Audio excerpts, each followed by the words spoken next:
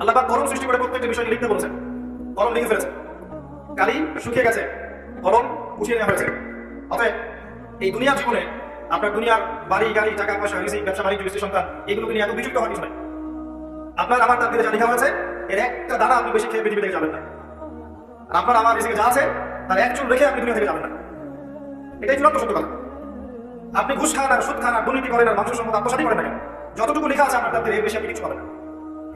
আর আপনি হালালে থাকার জন্য যতই কষ্ট করেন, হালালে আছেন, সবজি বিক্রি করে খাচ্ছেন, আপনি ছোটখাটো ব্যবসা করছেন, মানুষ আপনাকে দাম দেয় না, আন্ডারস্টিমেট করে, গরিব বলে, ফকির মিসকিন বলে, কিন্তু আপনার তাকদীরে যা আছে আপনি সেটাই পাবেন, এর বেশি আপনি কিছু পাবেন।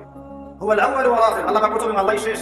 কুল্লু মান আলাইহা ফান ওয়া ইয়াবকা ওয়াজহু রাব্বিকা যুল জালালি ওয়াল ইকরাম, প্রত্যেকটা বিষয় ফানা হয়ে যাবে, কিছু থাকবে না। এখন আপনি পৃথিবীতে যা দেখছেন এগুলো কিছুই থাকবে না।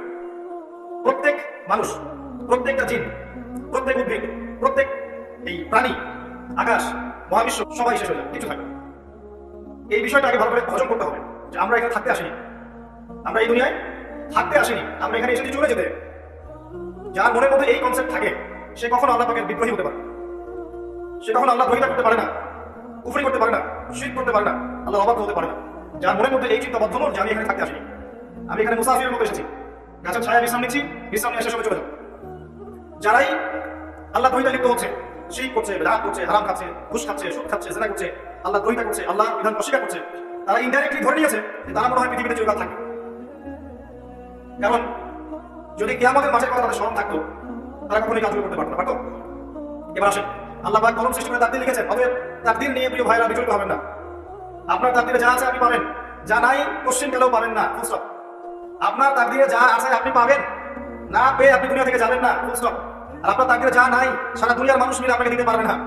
এই চিন্তাটা আগে মাথার মধ্যে সেট করেন। এই চিন্তা যার মধ্যে ইনস্টল করা আছে সে আত্মহত্যা করে না কখন, সে হতাশ হয় না তখন, সে ভয় পায় না, আল্লাহ করে চলতে গিয়ে কিছু পায় না, সে জালেমের সামনে মাথা মতো করে না। যার মাথায় এই চিন্তা আছে আল্লাহ যা লিখেছেন এটা হবে, যা লিখেন নাই সারা দুনিয়ার মানুষ মিলে সেটা হবে, সিম্পল। এর মধ্যে আল্লাহ পাক পরীক্ষা ফেলবে, ওই বিষয়টা ডিফারেন্ট। আমি অবশ্যই তোমাদেরকে পরীক্ষা করবো ভয় দিয়ে, ক্ষুধা দিয়ে, সন্তানের কি ইন্তেকাল দিয়ে, ফসলের ক্ষতি দিয়ে, সম্পদের ক্ষতি দিয়ে আমি পরীক্ষা করবো। কিন্তু যারা সবর করবে এবং যারা এই কনসেপ্ট রাখবে ইন্না লিল্লাহি ওয়া ইন্না ইলাইহি রাজিউন, এটাকে আল্লাহ পাক প্রশংসা করেছেন, ইনশাআল্লাহ সফল। আল্লাহ পাক তাকদীর লিখে ফেলেছেন, তাকদীর নিয়ে টেনশন করবেন, রিজিক নিয়ে টেনশন করবেন। এখনকার যুব সমাজের সবচেয়ে বড় টেনশন রিজিক। একটা জব, একটা ভালো জব, একটা ভালো ব্যবসা, সে সিকিউর লাইফ আছে, রিজিক নিয়ে চিন্তা করবেন না।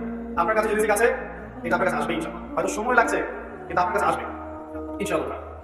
আপনি হালালের উপর থাকবেন, ন্যায়ের উপর থাকবেন, আপনি অন্যায় পথে রিজিক সার্চ করবেন না, আপনার তাকদীরে যে রিজিক আছে আপনার কাছে আসবে ইনশাআল্লাহ। এবার আসেন, আল্লাহ পাক এরপরে সৃষ্টি করেছেন মহাবিশ্ব, এই পুরো মহাবিশ্ব। তাকদীর লেখার পরে মহাবিশ্ব কয় দিনে? ফি সিত্তাতি আইয়াম, 6 দিন। মাত্র 6 দিনে আল্লাহ পাক পুরো মহাবিশ্ব সৃষ্টি করেছেন। والذي خلق السماوات والارض في 6 ايام ثم استوى على العرش, সূরা হাদীদের মধ্যে একটা আছে, ইনি সেই আল্লাহ যিনি এই মহাবিশ্ব সৃষ্টি করেছেন 6 দিনে, এরপরে আরশের উপর সমাসীন হয়েছেন। আল্লাহ পাক এর একদিন আমাদের একদিনের মতো নয়, বরং কিয়ামতের মাঠে যেদিন আমরা দাঁড়িয়ে থাকবো এই দিনটা হবে আল্লাহর হিসেবে 50,000 বছর সমান। মানুষ অস্থির হয়ে থাকবে, দিনটা শুরু হচ্ছে না কেন?